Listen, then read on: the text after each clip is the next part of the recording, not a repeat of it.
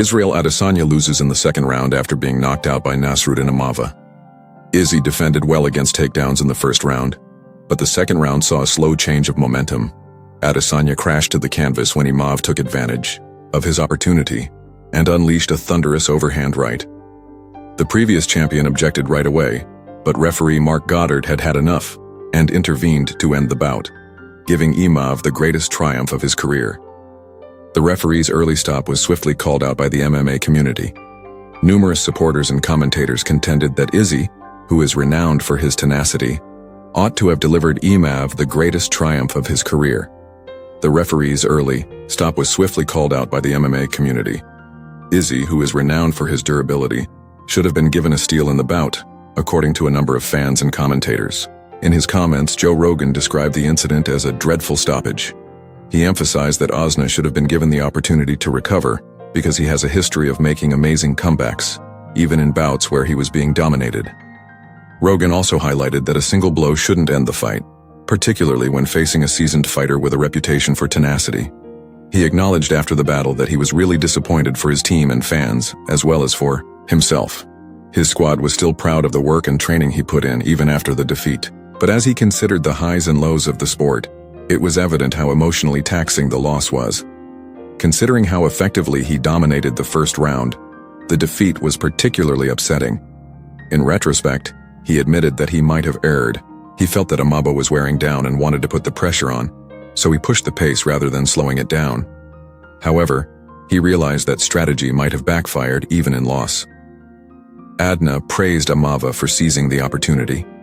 He understood that defeating a previous champion was a significant accomplishment for his opponent. Still, he understood that defeating a previous champion was a significant accomplishment for his opponent. However, he made it apparent that only a few people can fully comprehend the emotional toll that such a loss takes. Few people really comprehend the battle game. He saw the battle game against Aspen. With the UFC matchmakers busy in the first few months of the year, Dana has spoken out about the much-anticipated heavyweight matchup between Jones and Aspen.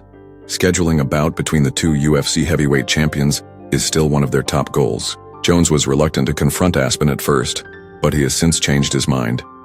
The heavyweight champion is now in active talks with the UFC for at least one more bout, but it's unclear what he will do next because Jones hinted at retirement in the lead-up to UFC 309.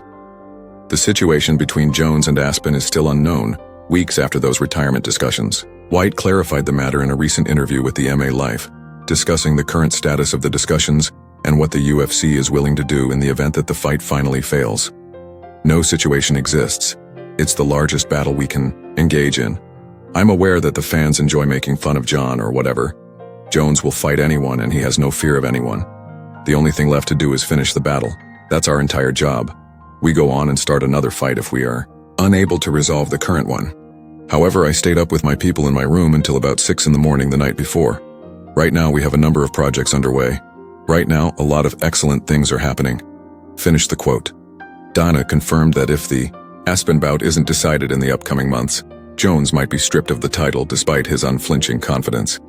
In the past, Dana denied reports that Jon was requesting $30 million in compensation for a brawl with Aspen. These accusations started when Joe Rogan, who was skeptical of the discussions, said he had heard rumors about Jones's extravagant demands. Jones has suggested in one of his few interviews since the Stipe fight that negotiations are moving in the right route, while White boldly said following UFC 309 that Jones versus Aspen would go place. Israel Adesanya responds to the quote from Sean Strickland. Illy striking is the only suggestion for Drew Dupi. Strickland's insistence on a stand-up doesn't persuade Izzy. The main event of UFC 312 in Sydney, Australia will be war. Only a few months have passed since Dross defeated Strickland by split decision at UFC 297. Strickland has made it apparent that he wants the rematch to be as harsh and brutal as their first battle. He demanded a Dupi tone and eschewed grappling in a scathing social media tirade, but the South African champion flatly rejected the notion, stating that he would employ his full MMA skills. The Arsenal, in an interview with MMA Fighting Adesanya, who has fought both combatants in his last two fights, offered his thoughts on Strickland's position as he gets ready to make his own comeback against Nassourdine Imavov. The former middleweight champion blasted Shah's demand, saying that attempting to restrict an MMA bout to pure striking is a weak strategy. Izzy will keep a close eye on how As he gets ready to make his own comeback against Imavov, the former middleweight champion blasted Shah's demand, saying that attempting to restrict an MMA bout to pure striking is a weak strategy. Izzy will be keeping a careful eye on how, the Look, I believe that Drews will most likely prevail in that battle. He does what he does really well. It was a fiercely contested battle on their first encounter. At UFC 32, Izzy is still sure Dupi will successfully defend his belt. Do you share Aisna's opinion?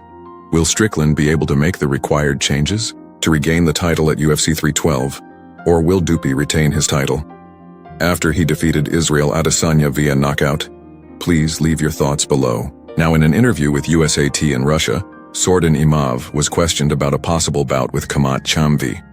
Imavov stated unequivocally that unless a title belt is at stake, he has no genuine interest in fighting Khamzat. He cited their previous training sessions, in which he frequently ended up caught on Khamzat's back due to his unrelenting grappling. Imavov moved his focus to Sean Strickland, a fighter who already has a victory over him, acknowledging Chim's tenacity and admitting that their prior training together makes the fight less interesting to him until a championship is at play. Given Strickland's outspoken personality and history with Imavov, a rematch between the two might be highly intriguing, especially now that Imavov has defeated a previous champion in Adna Kham. He highlighted that Strickland talks a lot and that he wants to settle the score. I'd like to challenge him for the title now if I have to. We're both competitors, but neither of us has a belt. He understands my game too well, to be honest, even though we've practiced together.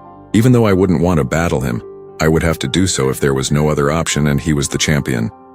We both deserve to compete for the title, in my opinion. I would be thrilled to face Strickland again. He talks too much.